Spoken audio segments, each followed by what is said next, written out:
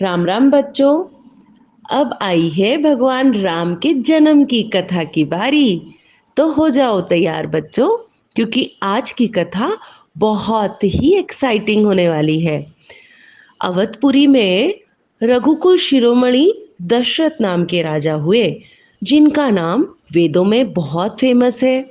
वे धर्म और गुणों के भंडार तो थे ही, और एक ज्ञानी राजा भी थे।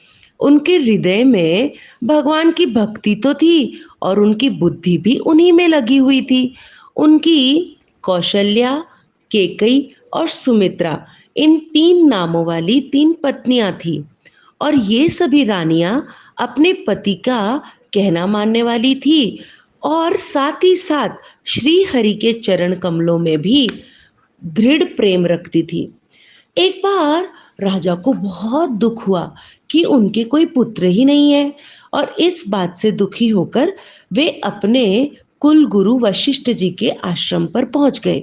वशिष्ठ जी से प्रार्थना करने लगे कि आप मुझे कोई ऐसा उपाय बताइए जिससे मुझे पुत्र की प्राप्ति हो।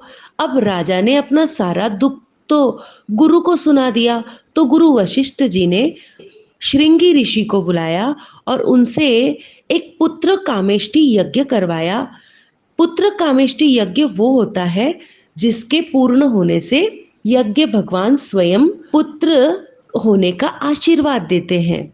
और सभी मुनियों के साथ जब ऋषियों ने आहुतियां दी, तो अग्निदेव अपने हाथ में चरु यानी कि उस हवन का प्रसाद लेकर प्रकट हो गए, और दशरथ जी से बोले, वशिष्ठ जी ने हृदय में जो कुछ भी विचारा था वो सभी काम पूर्ण होगा। दशरथ जी, ये खीर है जिसे मैं आपके लिए लेकर आया हूं। आप बांट कर इसे अपनी रानियों को खिला दीजिए, आपको पुत्र की प्राप्ति हो जाएगी। और फिर अग्निदेव अंतर्धान हो गए। उसी समय राजा ने अपनी प्यारी पत्नियों को बुलाया और उस खीर को टू पार्ट्स में डिवाइड कर दिया। एक पार्ट उन्होंने कौशल्या को दिया, फिर दूसरे पार्ट को भी फिर से दो पोर्शंस में डिवाइड किया, और एक पार्ट केकई को दिया। और उसके बाद जो एक पोर्शन बचा था उसके भी दो पार्ट करके उन दो पार्ट्स को सुमित्रा रानी को दिया। और इस तरह सभी ने बड़े प्रेम से खीर को पाया, और सभी रानियां गर्भवती हुई।